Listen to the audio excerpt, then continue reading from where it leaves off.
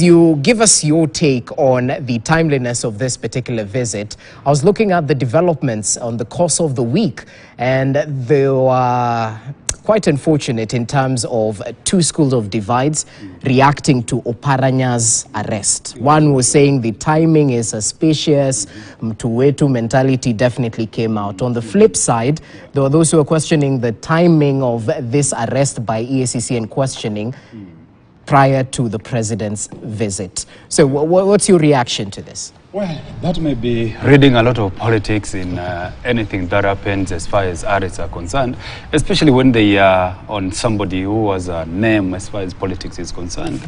And I'm saying this because if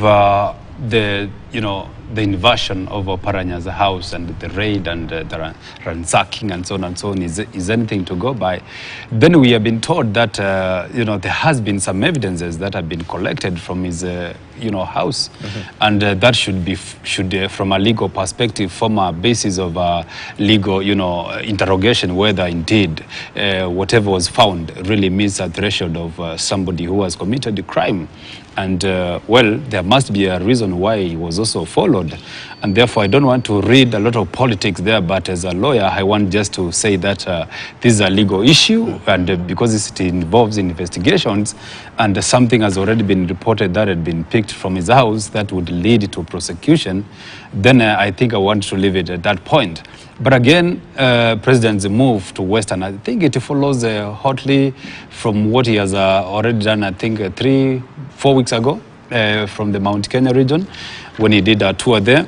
And therefore, I think to him, I mean, from where I'm standing, I think is a duty for the president to move around the country and do what we call development projects and inspection and so on and so on. And therefore, I'm not surprised that it has happened and is there.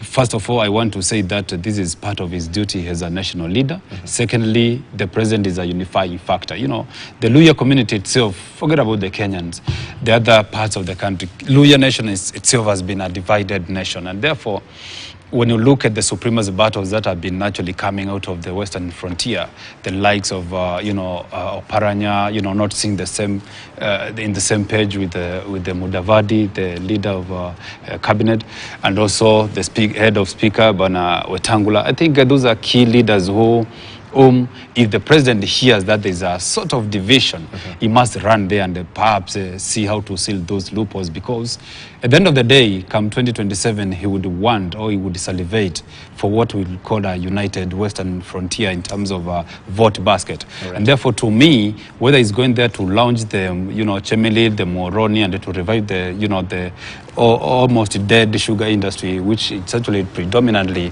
Western affair. I think to me, the politics could be the more,